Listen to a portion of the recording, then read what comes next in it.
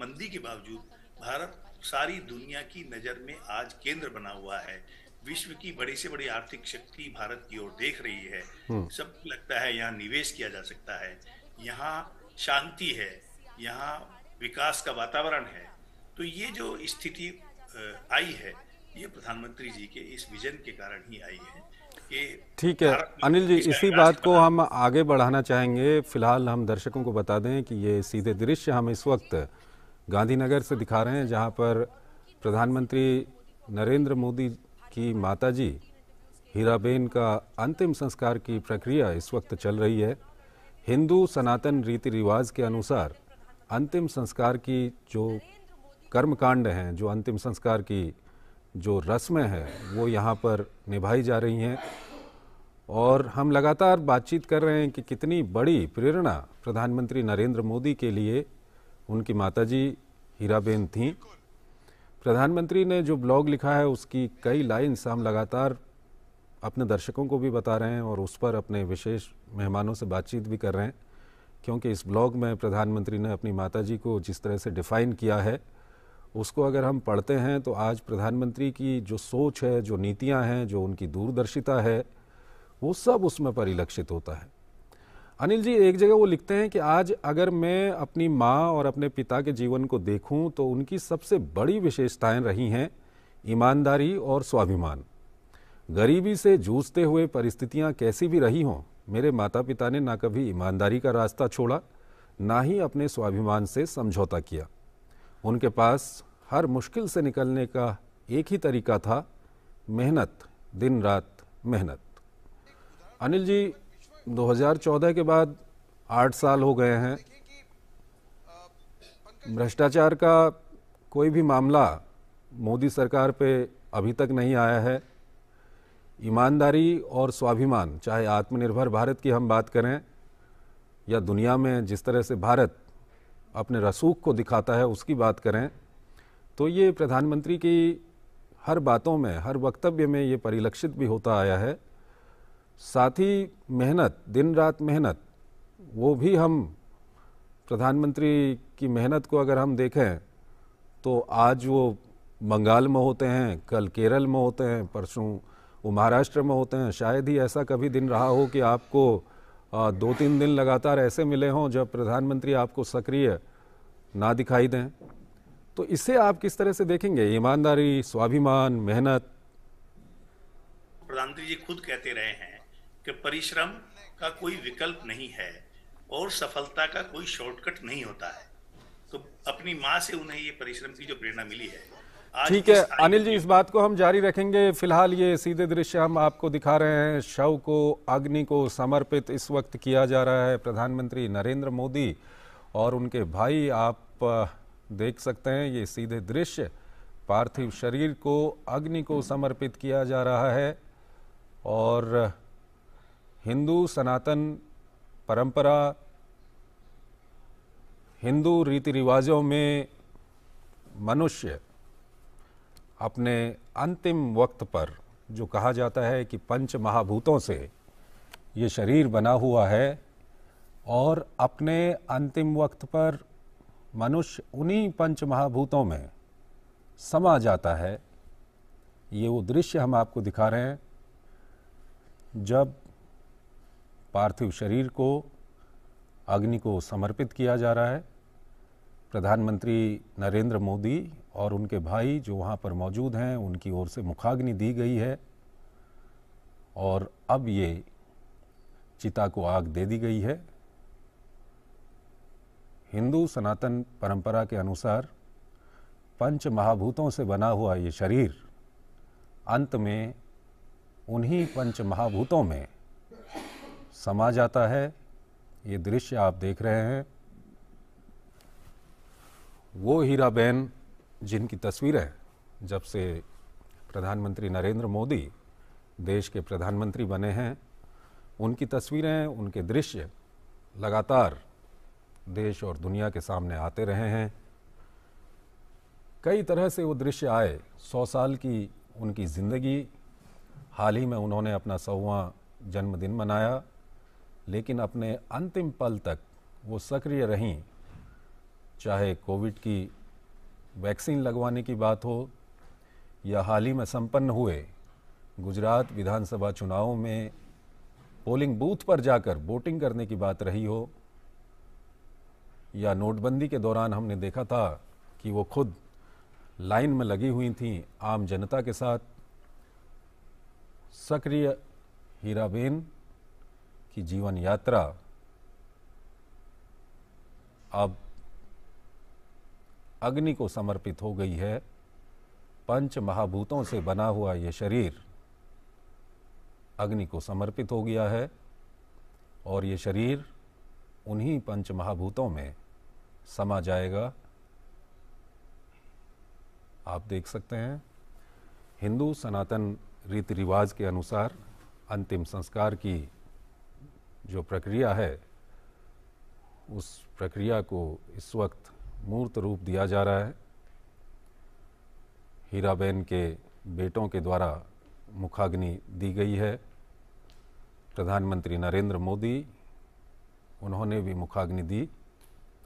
और एक माँ के लिए इससे सफल यात्रा क्या हो सकती है कि अभाव में, गरीबी में बीती हुई जिंदगी, और उन्होंने अपने बच्चों को ऐसे संस्कार दिए, ऐसी शिक्षा दी कि आज एक पुत्र भारत के सर्वोच्च पद पर आसीन है। और न सिर्फ भारत के सर्वोच्च पद पर आसीन है, बल्कि उसका नाम आज देश और दुनिया के शीर्ष नेताओं में लिया जाता है, शीर्ष ताकतवर नेताओं में लिया जाता है, शीर्ष विख्यात नेताओं में लिया जाता है। ये एक सफल जीवन है, जो जीवन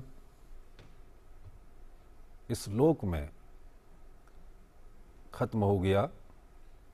पार्थिव शरीर अग्नि को समर्पित किया जा रहा है। पंच महाभूतों से बना हुआ ये शरीर फिर पंच महाभूतों में समा जाएगा। और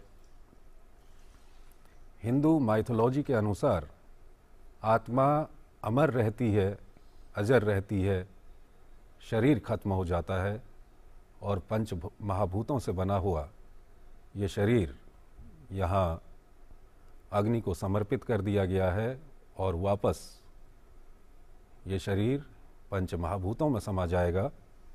लेकिन आत्मा अमर है, अजर है, और वो आत्मा, उसकी सीख आज भी प्रधानमंत्री नरेंद्र मोदी के रूप में इस देश में मौजूद है। और लगातार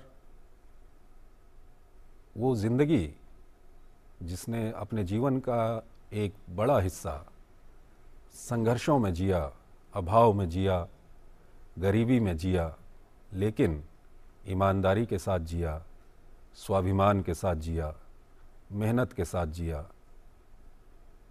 वो सीख जो उन्होंने अपने परिवार को दी, अपने परिवार के सदस्यों को दी, और वो सीख जो प्रधानमंत्री नरेंद्र मोदी के रूप में आज हम लोगों के सामने है।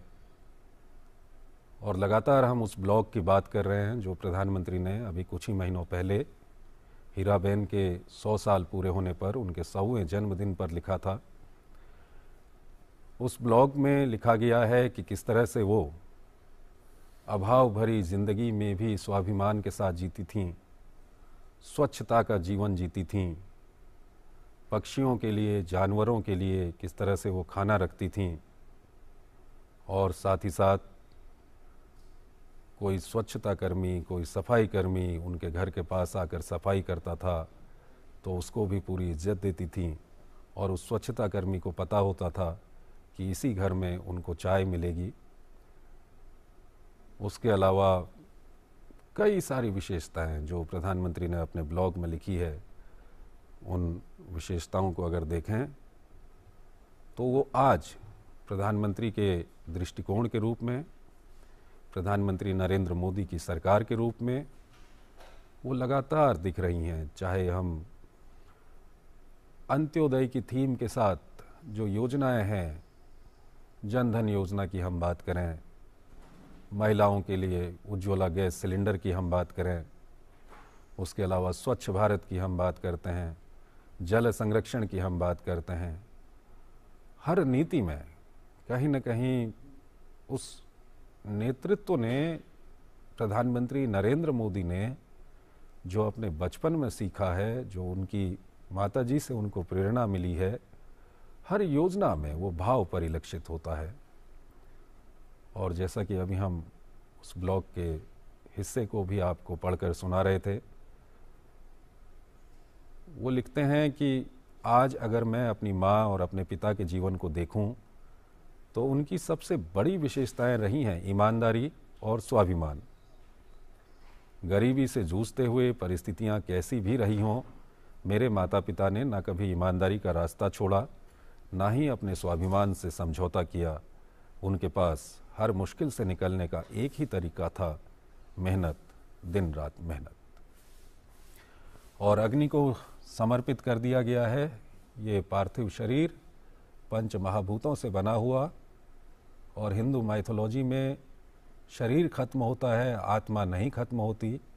पंच महाभूतों से बना हुआ ये शरीर अग्नि के जरिए फिर उन्हीं पंच महाभूतों में मिल जाएगा। लेकिन आत्मा अमर है, और साथ ही साथ वो सीख, वो प्रेरणा भी अमर है। और वो प्रधानमंत्री नरेंद्र मोदी के रूप में हमारे पास मौजूद है। हीराबा की दी हुई शिक्षाएं, हीराबा की दी हुई सीख, हीराबा के जीवन से जो प्रेरणा मिली है, जो प्रधानमंत्री ने अपने जीवन में अभाव, गरीबी, संघर्ष देखा है, आज वो इन्हीं कारणों से देश को भी समझते हैं और अपनी इस तरह की नीतियां बनाते हैं।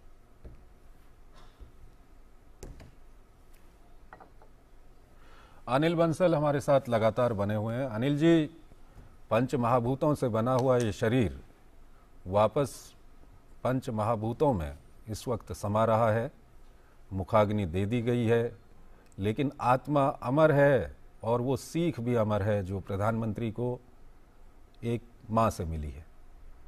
देखिए आप, हमारे वेदों में कहा गया है कि शतायु, जो पुण्यात्मा दिव्यात्मा है, उनको शतायु होने की कल्पना की गई है।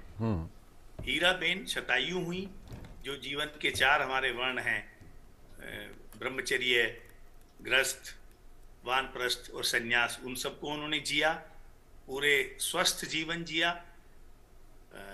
कमजोर अंगों के बावजूद वो किसी पर आश्रित नहीं रही, अपने रोजमर्रा के काम खुद ही कर लेती थी। तो ये एक आदर्श जीवन है। कोई दिव्यात्मा, पुण्यात्मा को ये जीवन मिलता है। और जो संस्कार की आप बात कर रहे हैं, प्रधानमंत्री जी ने कभी अपने को प्रधानमंत्री नहीं कहा, उन्होंने पहले दिन ही कहा था मैं प्रधान सेवक हूं। तो ये जो एक भावपूर्ण एक सेवा भाव है, जो मन में संस्कार है, जिसमें जो आपने कहा स्वाभिमान है लेकिन अहंकार नहीं। कई बार स्वाभिमान और अहंकार में बहुत महीन रेखा होती है, लेकिन ये स्वाभिमान है, ये अहंकार नहीं। ये स्वाभिमान है जो सेवा का भाव रखता है जी। ये स्वाभिमान है जो अहंकार की तरह दमनकारी भाव नहीं रखता। तो ये जो बड़ी बात है, जो संस्कार है, ये एक दिव्यात्मा पुण्यात्मा होने का प्रमाण है कि उन्होंने शतायु जीवन पाया और उनकी सब संतान अच्छी हैं, और इतना एक पुत्र उन्होंने दिया।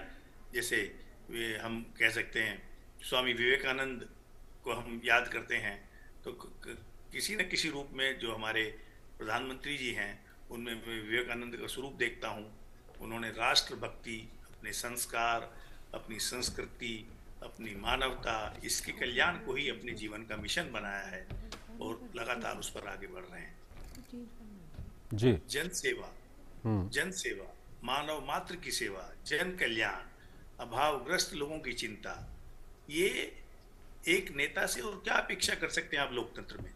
एक लोकतांत्रिक व्यवस्था में किसी भी नेता का यही सच्चा मिशन और संकल्प हो सकता है कि वो लोगों की गरीबी को, पीड़ा को, अभाव को, कष्टों को खुद जीता हो, महसूस करता हो, उसके बारे में संवेदनशील हो। और ये भाव हम लगातार देख रहे हैं कि कोई ऐसा अवसर, चाहे कश्मीर में बाढ़ आई हो, चाहे सीमा पर लड़ते हुए जवान हों, किसी को प्रधानमंत्री ने ये एहसास नहीं होने दिया कि वो उनकी संघर्ष भरी जिंदगी को समझ नहीं रहे हैं, या उसको जानते नहीं हैं, या उसको पहचानते नहीं हैं, या वो कोई उनसे अलग हैं। हम्म। प्रधानमंत्री हैं तो वो कोई विशेष दर्जे वाले हैं, जो सीमा पर जवान लड़ रहा है उसका कोई अलग दर्जा है। ऐसा कोई भाव, ऐसी कोई सोच उन्होंने कभी डेवलप नहीं होने दी। तो यही बात है कि आप देखिए आज देश में जो हमारे फौजी हैं, वो किसी भी जाति के हों, किसी भी बिरादरी के हों, किसी भी पार्टी को वोट देते हों, आखिर वो भी वोट देते हैं। लेकिन ये बात सब, किसी भी फौजी से आप बात करिए, वो कहेगा कि जो स्वाभिमान, जो आत्मसम्मान हम आज महसूस कर रहे हैं, वैसा हमने अतीत में कभी नहीं किया।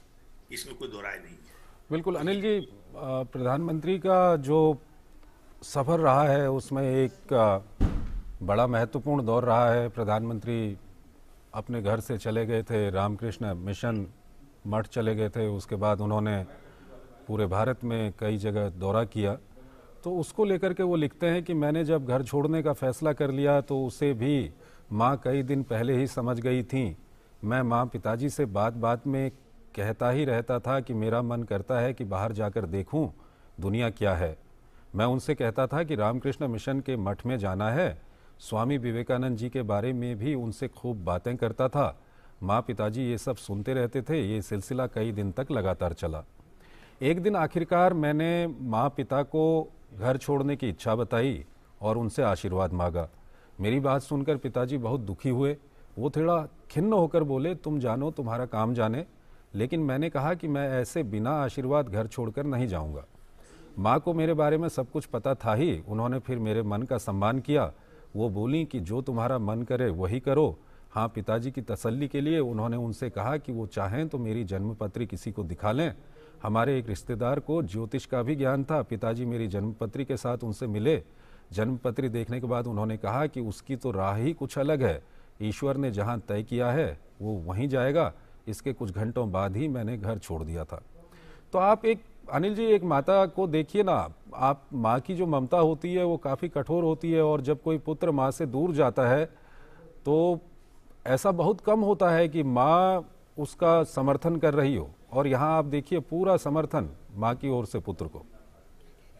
नहीं, अगर माँ के अंदर भी भाव है, जन सेवा का भाव है, मानव कल्याण का भाव है, तो फिर वो जरूर चाहती है। ऐसी माएँ होती हैं, अतीत में भी हुई हैं, और हीराबेन भी उसी श्रृंखला की कड़ी हैं, कि जो चाहती हैं कि उनका पुत्र सिर्फ निहित स्वार्थ तक, परिवार तक, माँ बाप तक ही सीमित न रहे, मानवता मात्र की सेवा करे, राष्ट्र की सेवा करे, समाज की सेवा। और जब वो शुरू से कहते रहे हैं कि स्वामी विवेकानंद से वो प्रभावित थे, बचपन से प्रभावित थे, तो उसी मार्ग पर वो एक तरह से आगे बढ़े और सेवा का रास्ता उन्होंने अपनाया, और मानव मात्र और समाज की कल्याण की कामना की, उसी राह पर आगे बढ़े। अपने लिए कुछ नहीं सोचा, अपने लिए जमीन जायदाद, मकान, दुकान, फैक्ट्री, आवंटन, कोयला खदान, ये सब चीजें उनके स्वप्न से दूर रही, क्योंकि उनका तो एक ही मिशन हमेशा रहा है, और वो है देश की सेवा, समाज की सेवा, राष्ट्र की सेवा,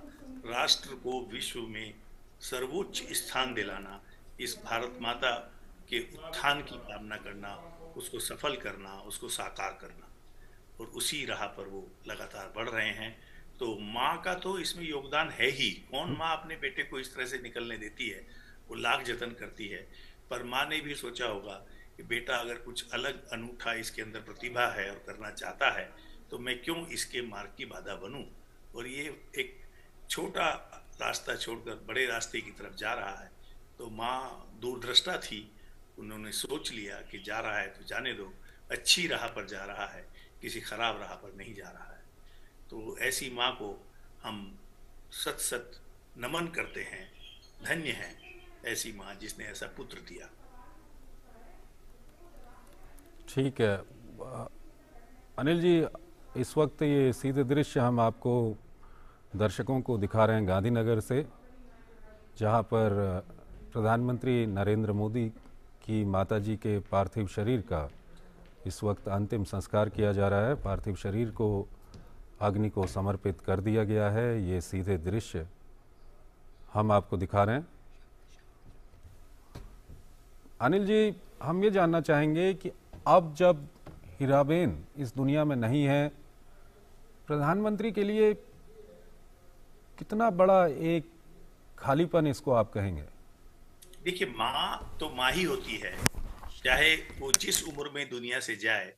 माँ का बिछुड़ना एक निजी आघात, निजी क्षति, बहुत बड़ी क्षति किसी भी संतान के लिए होती है। और जो हमारे प्रधानमंत्री हैं, वो तो हमेशा कहते रहे हैं कि उनके जीवन निर्माण में तो सबसे बड़ा योगदान उनकी माँ का ही रहा है, उनकी प्रेरणा स्रोत रही हैं। और वो कुछ उनसे मांगती नहीं थी। जब वो जन्मदिन पर भी जाते थे तो अपनी जो उनकी जमा पूंजी जो उन्होंने रखी होगी, उसमें से 11 रुपए या 51 रुपया, 1 से 1 रुपया प्रधानमंत्री को देती थी। और इस तरह का उनका एक भावपूर्ण रिश्ता था। तो प्रधानमंत्री, मुझे लगता है कि अब और ज्यादा दृढ़ निश्चय के साथ, और ज्यादा संकल्प के साथ, और ज्यादा ऊंचे इरादों के साथ जो माँ के दिखाए रास्ते पर और आगे तेजी से बढ़ेंगे। और दृढ़ता के साथ जो लोगों की अपेक्षाएं हैं, जो देश की आवश्यकताएं हैं, जो विश्व में भारत का गौरव बढ़ाने की जरूरतें हैं, उन पर और ज्यादा फोकस करेंगे। मुझे लगता है उसमें वो, अभी भी हम लोग सोचते ही हैं कि ये कितने घंटे काम करते हैं, 18 घंटे करते हैं, 20 घंटे करते हैं, सोते हैं कि नहीं सोते हैं, और क्या ये जड़ी बूटी लेते हैं कि इनके चेहरे पर हमेशा तेज होता है। वो हालांकि कहते भी हैं कि वो नियमित रूप से योग करते हैं और संतुलित और संयमित आहार लेते हैं, पर कहीं ना कहीं एक इच्छा शक्ति है, जो आपने कहा स्वाभिमान है, इच्छा शक्ति है।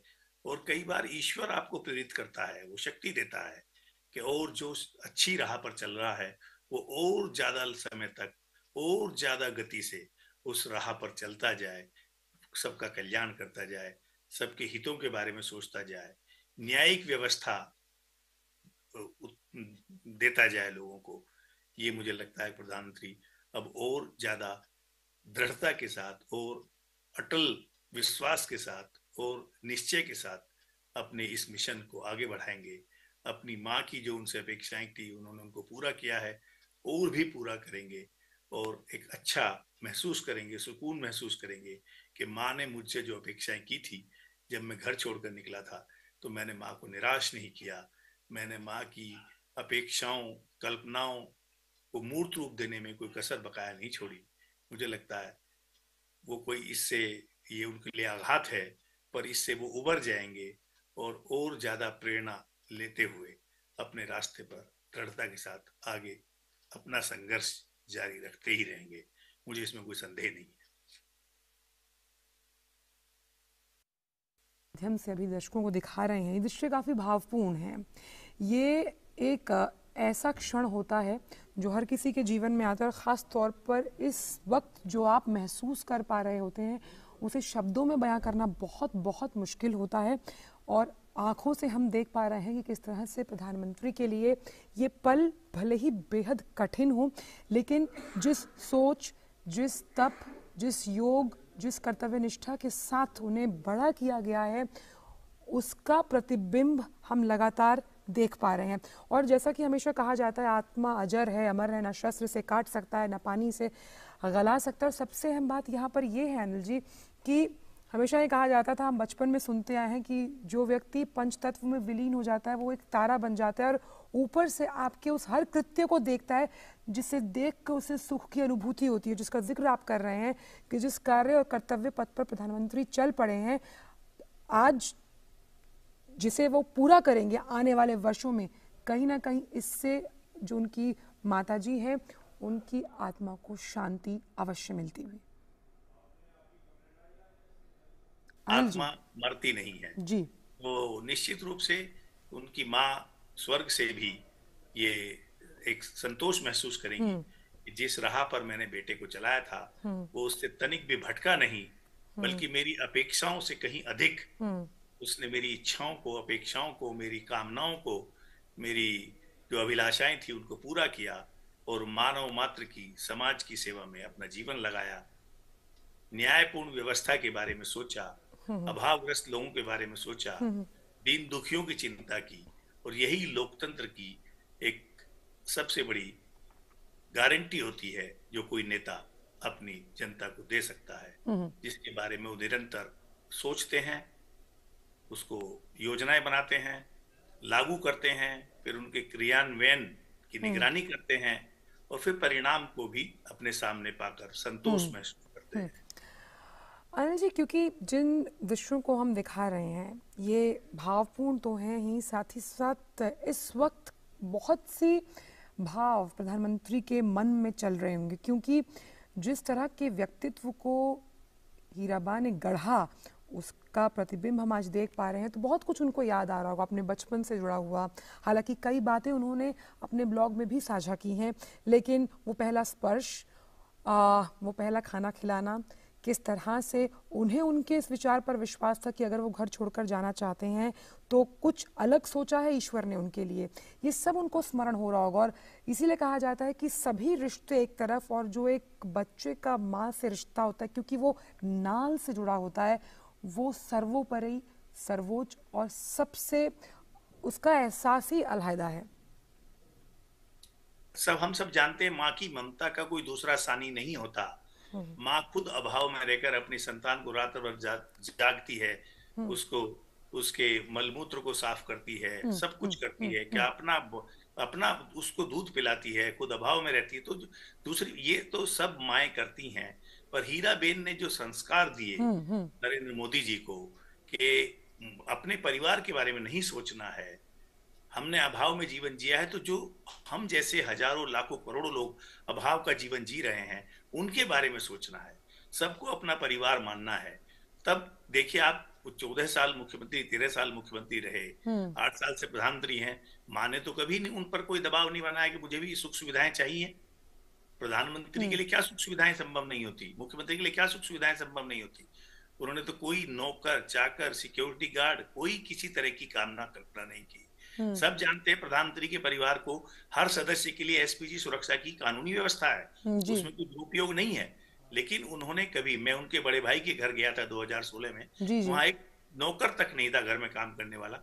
सोम भाई की पत्नी ने हमको चाय बनाई, पकौड़ी खिलाई बना के अपने हाथ से 3-4 बजे शाम को। ये जो आप बात कह रहे हैं ना अनिल जी, ये जो बात कह रहे हैं ये काफ़ी अहम है, क्योंकि किस तरह से सादगी और उच्च विचार के साथ जीवन जीने की जो कला हीराबेन ने सिखाई वो हमने सभी में देखी। जिस तरह से आप बता रहे हैं उनके जो बड़े भाई हैं, आपने उनके जीवन का भी जिक्र किया, हम प्रधानमंत्री को खुद देखते हैं।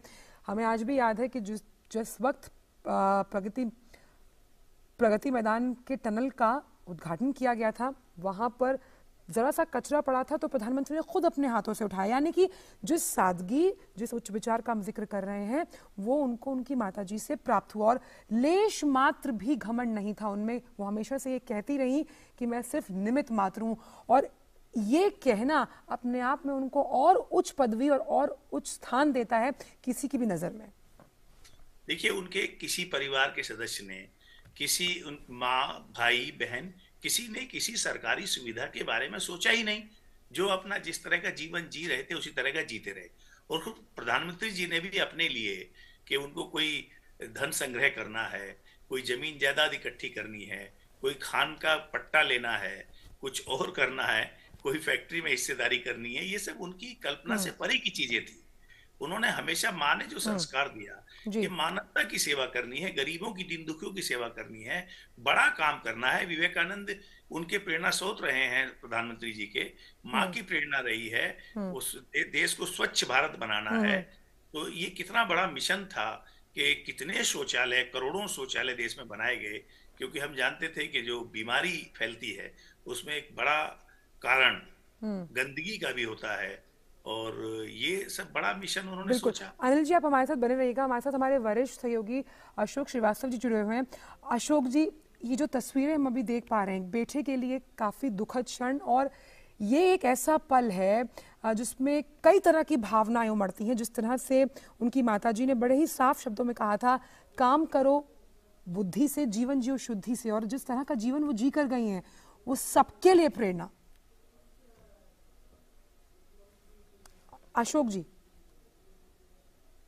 मुझे नहीं लगता कि इतिहास में बहुत सारी माओं का जिक्र होता है, शिवाजी की माँ की जिक्र है, और हम कि कैसे एक माँ एक बेटे को गढ़ती है, एक बेटे को संस्कार देती है। एक माँ सबसे बड़ी गुरु होती है, क्योंकि पहली जो पाठशाला है किसी भी बच्चे की वो उसके घर में लगती है, और माँ जो है उनकी सबसे बड़ी शिक्षक होती है। आप देखिए कि मुझे नहीं मालूम इतिहास में हीराबा को कैसे याद रखा जाएगा, लेकिन मैं ये मानता हूँ आज सुबह सारी चीजें जब स्मरण कर रहा था तो मुझे लगा कि इससे बड़ा प्रेरणादायी जीवन क्या हो सकता है। आप सोचिए, एक माँ जिसने अपने बच्चों को पालने के लिए कितना संघर्ष किया, दूसरों के घरों में जाकर बर्तन मांजे, पानी भरा, मेहनत मजदूरी की, और उसी माँ ने फिर अपने एक बेटे को दुनिया के सबसे बड़े लोकतंत्र का प्रधानमंत्री बनते देखा। आखिर इससे बड़ा जीवन क्या हो सकता है, इससे बड़ा प्रेरणादायी जीवन क्या हो सकता है, न सिर्फ भारत के जन जन के लिए, भारत के लोकतंत्र के लिए, बल्कि मैं कहता हूं पूरे विश्व के लिए इससे बड़ा प्रेरणादायी जीवन क्या हो सकता है। आप देखिए, हम आज इस देश में ही नहीं, बल्कि अगर मैं प्रधानमंत्री नरेंद्र मोदी की बात करूं तो वो विश्व के सबसे लोकप्रिय नेताओं में से एक हैं, और अगर विश्व के सबसे लोकप्रिय नेताओं में से एक हैं तो उनके अंदर जो क्वालिटीज है, मैं अभी सुन रहा था, आप लगातार हम लोग उनकी बात कर रहे हैं कि किस तरह से उन्होंने प्रधानमंत्री का पालन पोषण किया और उसके बाद क्या संस्कार दिए। आज देखिए, आज प्रधानमंत्री नरेंद्र मोदी के चेहरे पर जो है आज गंभीरता जरूर है, उन्होंने अपनी भावनाओं पर कैसे काबू रखा होगा, ये बड़ी बात है। किस बेटे के लिए, इससे बड़ा किसी बेटे के लिए इससे बड़ा दुख का विषय, इससे बड़ा दुख की खबर क्या हो सकती है जब वो अपनी माँ को जाता हुआ देखे, माँ की अंतिम यात्रा देखे, माँ को अपने कंधे पर उनकी शव यात्रा लेकर जाए। किसी भी बेटे के लिए, पुत्र के लिए इससे बड़ा शोक जो है कोई नहीं हो सकता। लेकिन ये माँ के संस्कार ही हैं कि प्रधानमंत्री नरेंद्र मोदी आज पूरी गंभीरता से उन्होंने अपने भावनाओं पर काबू किया हुआ है, वो अपनी भावनाएं प्रकट नहीं कर पा रहे हैं। उनके अंदर जो एक जो समुद्र उमड़ रहा होगा, भावनाओं का जो ज्वार उमड़ रहा होगा, उसको वो प्रस्फुटित नहीं होने दे रहे। उस पर अगर नियंत्रण करके, और आज भी अगर प्रधानमंत्री ने ये ऐलान किया, उन्होंने ट्वीट जो किए हैं कि आज भी वो लगातार जो उनके सार्वजनिक कार्यक्रम है उन कार्यक्रमों में वो बने रहेंगे, जो उनको जिम्मेदारी मिली हुई है एक प्रधानमंत्री के तौर पर। और आंचल, हमें भूलना नहीं चाहिए कि आज प्रधानमंत्री नरेंद्र मोदी को करीब करीब 8 साल हो गए हैं, और इन 8 साल में उन्होंने एक दिन का अवकाश नहीं लिया है। ये माँ के संस्कार हैं, ये माँ के संस्कार हैं कि उन्होंने कहा कि बेटे, आप जिस काम में जा रहे हो, जो जिम्मेदारी आपको मिली है, उसके लिए अपना सब कुछ झोंक दो। और आज देखिए, आप माँ जब उनकी छोड़कर गई हैं तब भी वो अवकाश नहीं ले रहे, छुट्टी नहीं ले रहे, बल्कि अपने जिस कर्तव्य के लिए उनको जिम्मेदारी, जो उनका कर्तव्य पथ है, उस कर्तव्य पथ पर वो निरंतर आगे बढ़ रहे हैं, बिना किसी दुख के, बिना किसी संवेदना के, पूरी संवेदनशीलता के साथ। तो ये माँ के संस्कार हैं आंचल, और इससे बड़ी बात क्या हो सकती है। और मैं फिर कह रहा हूँ, इतिहास में हीराबा का जीवन जो है ना, वो एक बहुत प्रेरणादायी जीवन के रूप में मैं मुझे लगता है, आज मुझे लगता है कि ये कहने में मुझे कोई संकोच नहीं है कि बच्चों को, छोटे बच्चों को पाठ्य पुस्तकों में हीराबा का जीवन जो है एक प्रेरणादायी माँ के रूप में जो है वो अगर पढ़ाया जाए तो कोई गलत नहीं होगा, क्योंकि उनके जीवन से बहुत सारी महिलाएं प्रेरणा ले सकती हैं। क्योंकि हम जानते हैं प्रधानमंत्री उनसे प्रेरणा लेते थे, और वो हीराबा जो हैं वो प्रधानमंत्री के रूप में जो उन्होंने जो कुछ शिक्षा दी वो उनको देखते थे। मैं अभी मुझे याद आ रहा था आंचल, ये भी बहुत इंपॉर्टेंट, मैं ये बताऊं कि वो दोनों के बीच संबंध किस तरह का था। आप ये देखिए कि एक बेटा जो है, जब वो किसी पद पर पहुंच जाता है, जब वो इतने बड़े देश का, इतने बड़े लोकतंत्र का प्रधानमंत्री बन जाते हैं, वो अपनी माँ के लिए चाहते तो बहुत कुछ कर सकते थे, लेकिन माँ ने कभी बेटे से डिमांड नहीं की, और बेटे को पता था कि मेरी माँ जो है ये पसंद नहीं करेगी। और ये इतने बड़े लोकतंत्र का प्रधानमंत्री और उनकी माँ किस तरह से साधारण जीवन में, मुझे याद है उनकी जब तस्वीरें, उनके परिवार की तस्वीरें आती थी, जब वो प्रधानमंत्री नरेंद्र मोदी माँ से मिलने जाते थे, बहुत सारे लोग ओछी टिप्पणियां करते थे, कैमरा ये वो, कि भाई कैमरे के साथ माँ से मिलने गए, लेकिन ये किसी ने नहीं देखा कि उस कैमरे में उनकी माँ के जहाँ रहती हैं वहां जो घर की दीवारों का जो प्लास्टर है वो भी उखड़ा हुआ प्लास्टर दिखता था, साधारण सा जो फर्नीचर है वो दिखता था। तो आप सोचिए, एक प्रधानमंत्री, देश के प्रधानमंत्री की माँ जो है कितने साधारण तरीके से रहती थी। और ये सब कुछ चीज है, यही तो प्रधानमंत्री नरेंद्र मोदी को संस्कार मिले। आज अगर वो अपने काम में आज भी लगे हैं, निरंतर लगे हैं, तो ये माँ के संस्कार हैं और कुछ नहीं है। और मैं एक घटना का और जिक्र कर दूं आंचल, कि प्रधानमंत्री जी के जो भाई हैं उनके बेटे का ट्रांसफर हुआ था एक समय में, और प्रधानमंत्री जो है जब उनका ट्रांसफर हुआ तो परिवार में एक बार जो है ये बात हुई कि भाई क्या ये नरेंद्र मोदी जी को बताना चाहिए क्या इस ट्रांसफर के बारे में। तो उनकी मां ने कहा बिल्कुल नहीं, वो इस बात को पसंद नहीं करेंगे, और परिवार ने उस विषय को बिल्कुल नहीं उठाया। बाद में ये बताया जाता है कि बाद में परिवार के सूत्र बताते हैं जब उनको पता चला जब नरेंद्र मोदी जी को, तो उन्होंने पूछा कि ये ट्रांसफर रूटीन है कि कैसे है, तो सब लोगों ने हंस के बताया नहीं रूटीन है, आप बिल्कुल चिंता मत कीजिए। तो ये एक परिवार के संस्कार आप देखिए, इससे बड़ी बात क्या हो सकती है। बिल्कुल ये संस्कार